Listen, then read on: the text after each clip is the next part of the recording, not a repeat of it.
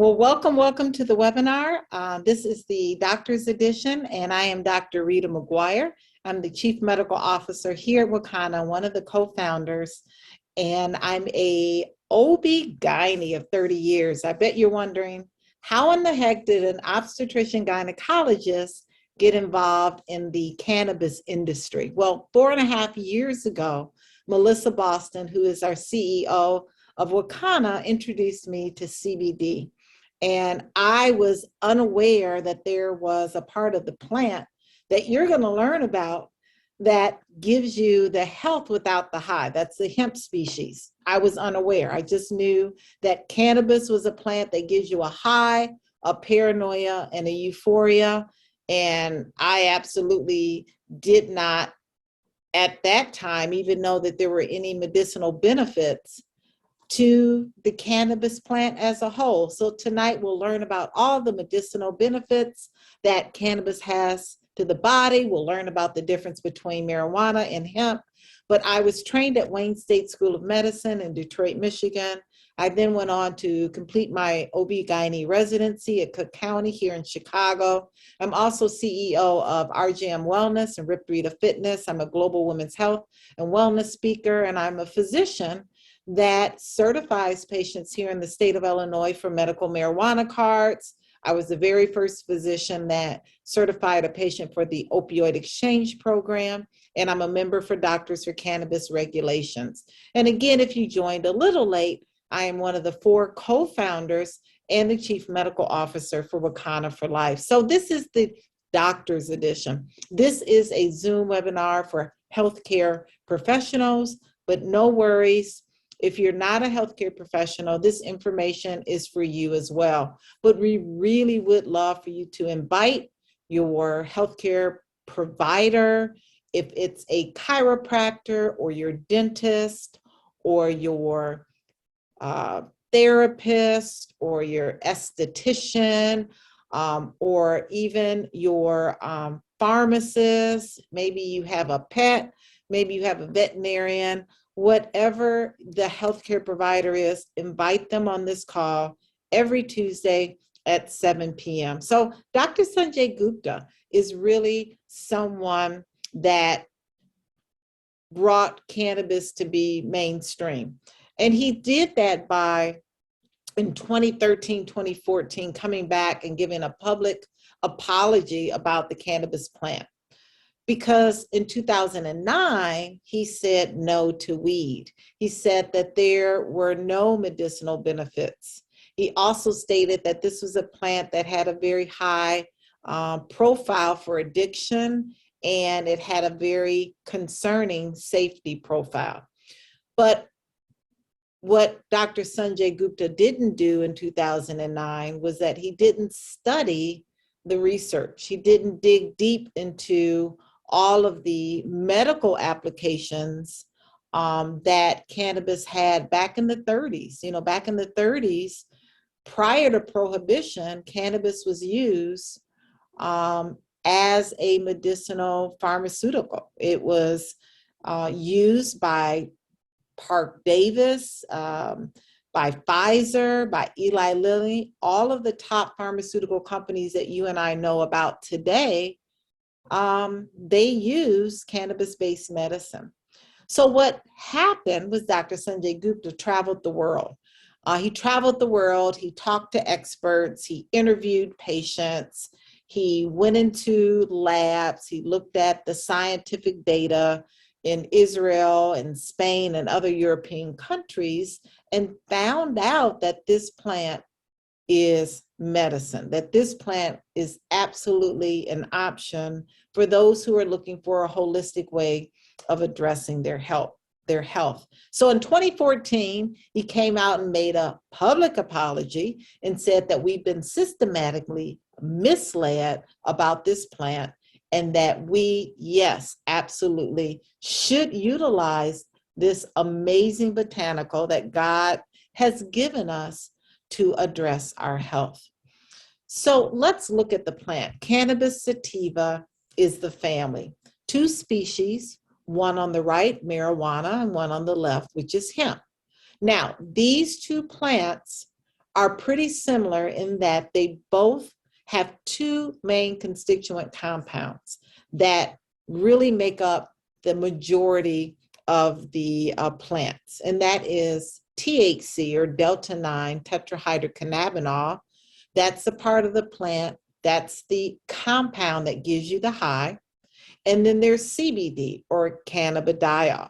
Now, yes, both THC and CBD are found in both marijuana and hemp, but it's really the composition of the CBD and THC is the reason why marijuana gives you a high, because it has a lot of THC in it, and hemp gives you the health because it has just a little THC. It gives you the health without the high.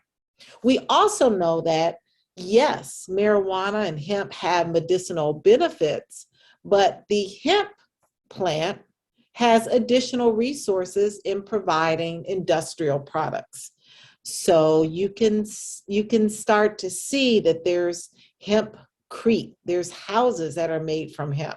There are clothing, there's underwear and shirts and shoes made from hemp. In fact, the very first Bible was constructed from paper that came from the hemp plant. The very first Model T Ford car was constructed from hemp, and even the gasoline was constructed from the hemp plant. So again, the difference is that marijuana has high levels of delta-9 THC, whereas hemp, by definition, contains less than 0.3% of THC. Some other differences is the phenotypic appearance of marijuana. See, marijuana is short, it resembles a bush, has more leaves and buds surrounding the plant's body, but the hemp plant is very tall. It's very tall, it's thin, it has leaves that are bunched near the top of the stem. But just know that the entire plant of hemp can be utilized either for, again, industrial uses and or medicinal uses as well. So CBD, or cannabidiol, that's sourced from the hemp species, is legal. In fact, the 2018 Farm Bill legalized CBD as long as it contains the legal limit of THC, which is 0.3% or less. So it's legal in all 50 states to consume, cultivate, and to sell CBD. Now, there are some states that still go back and forth, and from time to time, they will debate the legality, but on a federal level, under the 2018 Farm Bill, CBD is legal. So it was removed from the Schedule I drug classification. So hemp used to be right there with LSD, with marijuana, with cocaine, and a lot of the other very deadly, harmful medications or drugs. Now hemp is no longer an illegal Schedule I drug. So the FDA has approved only one CBD prescription, and that is Epidiolex. Epidiolex is the first and only FDA-approved prescription cannabidiol that's used for children who have seizure disorders, children who have Lennox-Gastaut syndrome, Dravet syndrome, or tuberous sclerosis complex. This is a medication that costs about $3,500, and it is, again, synthetically composed, or it's a synthetic medication that's derived from the CBD compound from the hemp plant.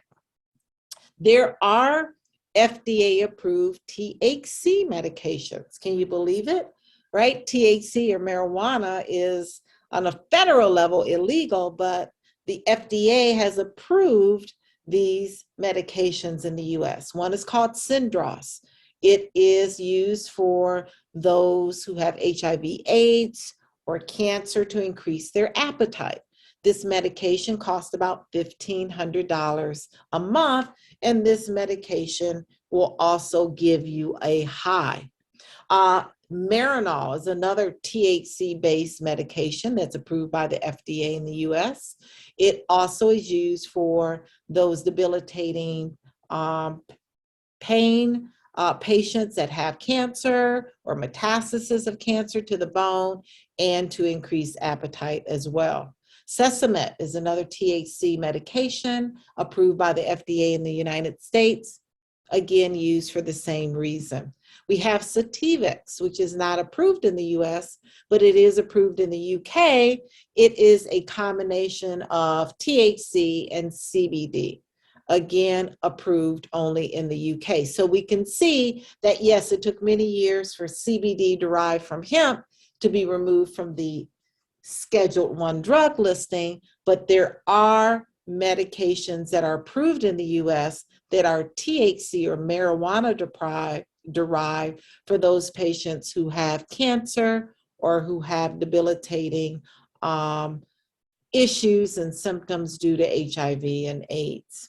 So why is it that CBD is so mainstream, and why is it that our patients are coming to us and asking about CBD? Well, it's because our patients are really sick and tired of being sick and tired, right? They're sick and tired of having side effects from medications that we have them on, and they're sick and tired of medications that are not really addressing the symptoms that they're having or even improving their health. So here are some of the top reasons for using CBD. These are some of the top reasons that our patients are seeking to utilize CBD.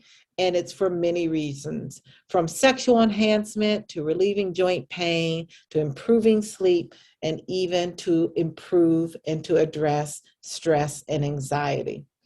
Our age groups of use, we see each and every year that the percentage of adults from ages 18 to 65 increase. Even the millennials, the Gen Zs, increasing up to 26% now use of CBD. Our baby boomers increasing up to 36% now of utilizing CBD products, and 65-year-olders, 49% or more are using CBD products.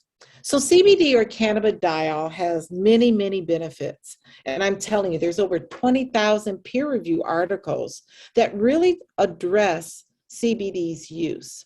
CBD or cannabidiol can be a very effective antibacterial, as well as inhibiting cancer cell growth and promoting bone growth, reducing seizures and convulsions, reducing inflammation. In fact, since being introduced to CBD 4.5 years ago, I've not used Motrin, I've not used Tylenol, I've not used ibuprofen, I've not used Advil for any ache, pain, or discomfort in my body. I've utilized CBD.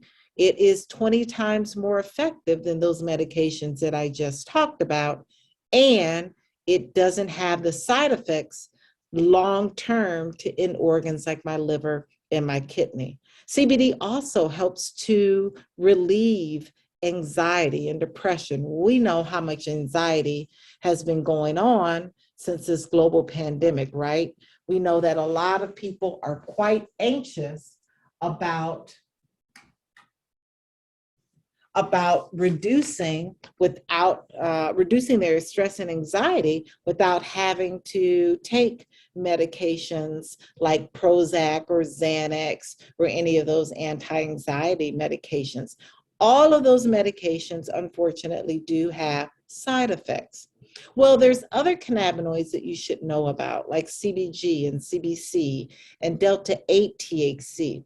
See, on a cellular level, these other compounds that the hemp plant produces can combine and synergize with CBD that has an amazing effect on the body.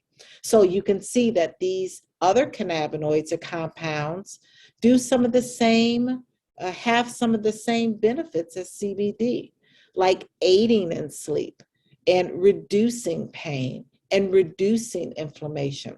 So it's really the synergy or the entourage effect that a full spectrum product has on the body in relieving and addressing.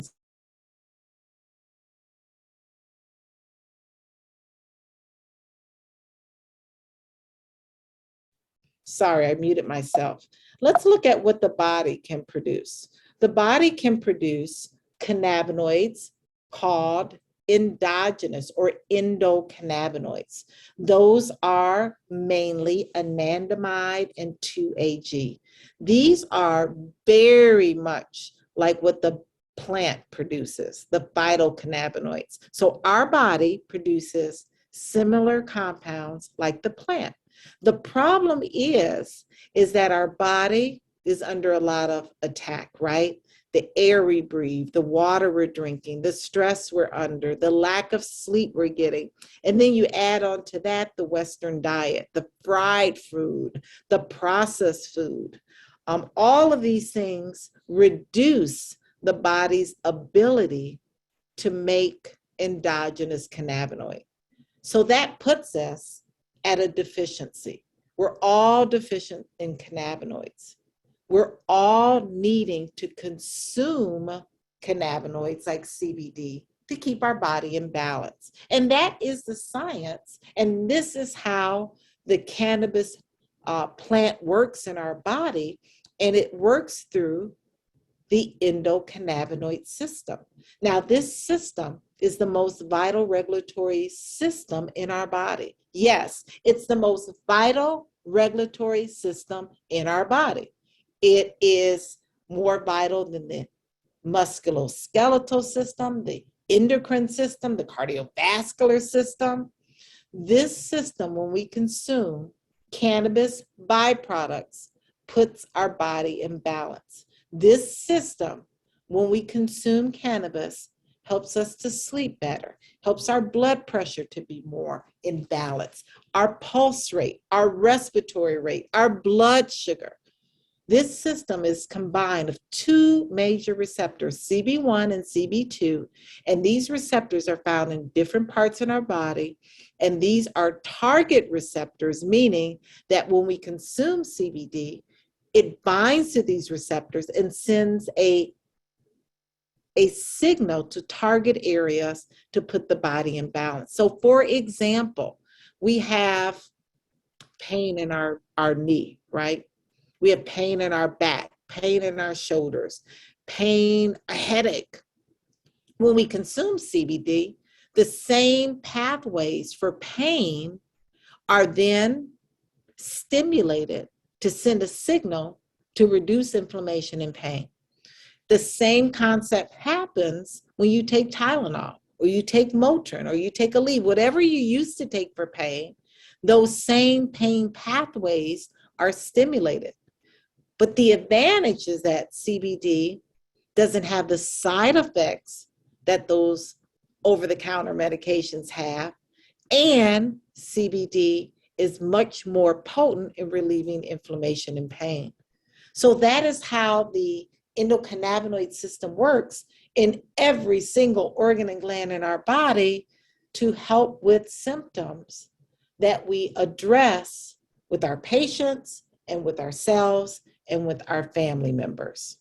So let's look at how CBD interacts with other medications, because many of our patients are on medications. In fact, they say the average 50-year-old is on about 6 or 7 medications, and the average 70-year-old is on about 10 or 12 medications. So there's bound to be some interactions with medications that you may be on or your patients may be on. So CBD is metabolized through a very special pathway, the CYP450. It is a metabolism that happens in the liver. There's a lot of medications that are metabolized in the liver. So when you're taking CBD, it's important to space that medication from the time you're taking your CBD, at least 2 hours. And then there's medications like warfarin or Coumadin, where when you're utilizing CBD, you may need to monitor your INR or your levels a lot closer.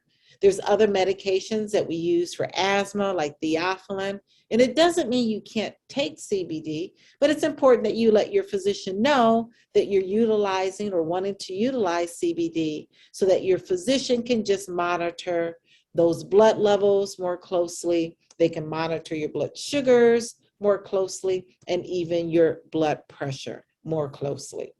So the other concern with CBD or cannabis-based products is, will it show up in my drug test? Well, CBD can be consumed in different ways. It can be consumed topically. And this is where a lot of estheticians, a lot of massage therapists are using CBD in their services. Just know that using topical CBD products will not pass the blood-brain barrier, so it won't show up in the urine drug screen. But there are other products that potentially could show up in your drug screen, despite the fact that we're talking about hemp, meaning that hemp contains less than 0.3% of THC, very, very small amount. But there was a study that showed if someone uses large doses, 1,000 to 2,000 milligrams a day, that's a lot of CBD, if they're using a full spectrum product, meaning a product that has the legal limit of THC, there's an 11 to 23% chance that that could show up in your drug test. So that's why we have at Wakana, we have products called broad spectrum products that contain less than 0.0% of THC. There's also products called isolates that contain only CBD. So just know that when you have a patient that is utilizing a CBD product and has random drug screens at their job, ensure them that there are broad spectrum products that they can utilize instead. So drug screening is very, very important when you are counseling your patient, that if their employer is utilizing a drug screen, that their employer should not use the point of care. They should not use drug screens that are purchased from Walgreens or CVS, that they should go to a reputable lab like LabCorp, those nice large labs that have very sensitive and specific urine drug screens that can pick up the difference between CBD and THC. So that's just something that as a healthcare provider, you should steer that patient to LabCorp, where the drug screening is a lot more sensitive and specific. If that person goes to CVS or Walgreens, those tests are not very sophisticated. They cannot pick up the difference if that person's using a CBD product or if that person is using a THC product. There's other things that you should know for your patients as a healthcare provider, and that is, where is your patient getting their CBD from? Not all CBD is made equally. Your patient could be going to the gas station or to the smoke shop. Those products are not tested. Those products are not sourced from hemp farms that are growing hemp organically. And we have no idea if those products are really being sourced from the hemp plant, or are they being sourced from the marijuana plant. So at Wakana, we have products that are sourced from farms that are from Oregon, Colorado, and California. All of these farms are growing hemp organically. Oh, also, our CBD products are extracted through a supercritical CO2 extraction method, which is a very clean way of getting the oil from the plant, and our products are third-party validated. They're tested, and our products all come with certificates of analysis to ensure that the product is free from mold, mildew, heavy metals, pesticides, to ensure that our products are sourced from the hemp species, that they contain less than 0.3% of THC or less, and to ensure that your patients are getting a very safe and effective product. So again, supercritical CO2 method is the cleanest. There's other methods like butane and propane. Those are not safe for the environment, and they are not the cleanest way of getting CO2 from the biomass. And then there are different forms of using, or different ways of consuming CBD. There's the oral application, there's the tincture, there's the vape pens, there's the water soluble or liquid forms where your patients can add CBD to their water. There's edibles, there's gummies, there's There are also butters. There are also spices. There's capsules. CBD can come in a capsule form. So if you have a patient that wants to just swallow versus putting tinctures or oils under their tongue or in their water. And then there's topicals. So there's all sorts of ways of utilizing CBD.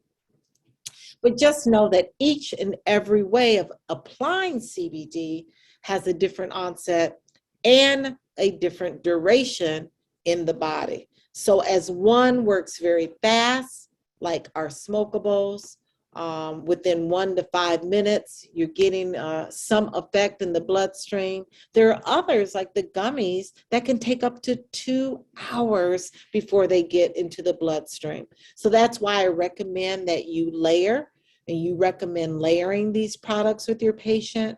You recommend utilizing the tincture along with the gummy, along with the topical, and for those acute circumstances and issues that may occur, that you utilize the smokables as well. So again, yes, CBD can be absolutely a very viable option to address symptoms in patients who have diabetes, to address their fatigue, or to address their muscle loss, or helping with weight loss, or helping with mood swings and irritabilities, or even assisting with symptoms due to neuropathy. Also cholesterol. These are just some of the many conditions that CBD can help with symptoms, with high cholesterol as well. But just know, when you're recommending CBD to your patients, that you always start slow and you go low.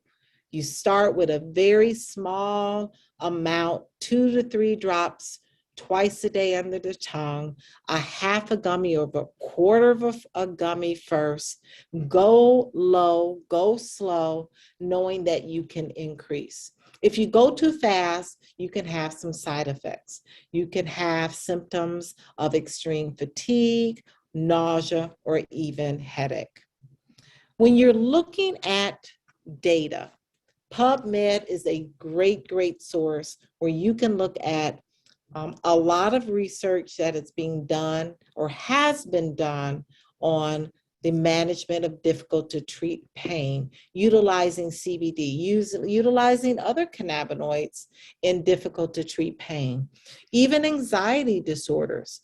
Lots of studies are being done now at UC San Diego with anxiety, with PTSD, with mood disorders, as well as the treatment in those who have cancer. They're undergoing chemotherapy. They're having a lot of nausea and vomiting. They're having a reduction in their appetite. You can find all of these studies and more on PubMed. So just know that since 2018, since the Farm Bill has been passed, you're going to find a lot more research and data now on humans and not piglets and mice and other animals like that. So just know that layering these products, recommending not just a topical if your patient has inflammation and pain, but recommending the tincture along with the gummies.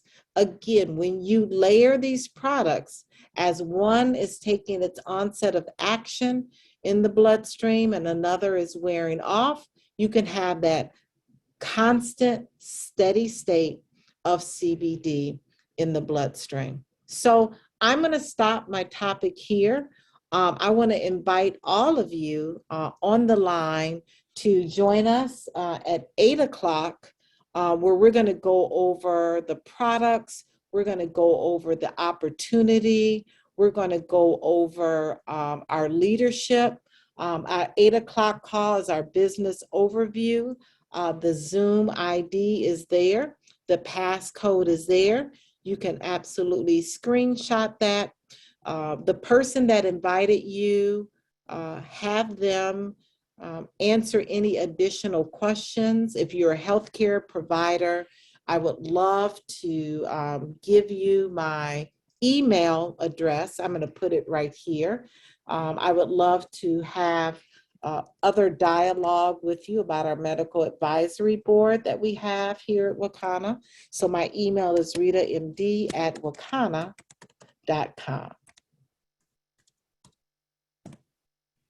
Wonderful. So we hope to see all of you in the 8 o'clock business overview. Again, if you are a healthcare provider, I've put my email address there. Please reach out to me for any other studies, any other data, and any other questions that you may have as a healthcare provider. So we'll see you at 8 o'clock. Be well, and we will see you next week. Please invite your healthcare professionals, dentists, chiropractors, pharmacists, MDs, nurse practitioners, nurses, massage therapists, estheticians. Invite them on this call so that they can be a part of this information and knowledge. Good night, be well, and be safe.